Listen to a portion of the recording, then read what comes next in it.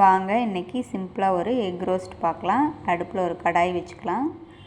ஒரு ஸ்பூன் எண்ணெய் சேர்த்துக்கலாம். அதில் தாளிக்கிறதுக்கு கடுகு உளுத்தம் பருப்பு, ஒரு ஸ்பூன் ஜீரகம், ஒரு கொத்து கருவேப்பிலை, ஒரு ஸ்பூன் மிளகுத்தூள், அரை ஸ்பூன் உப்பு, அரை ஸ்பூன் மஞ்சத்தூள், ஒரு ஸ்பூன் சிக்கன் மசாலா.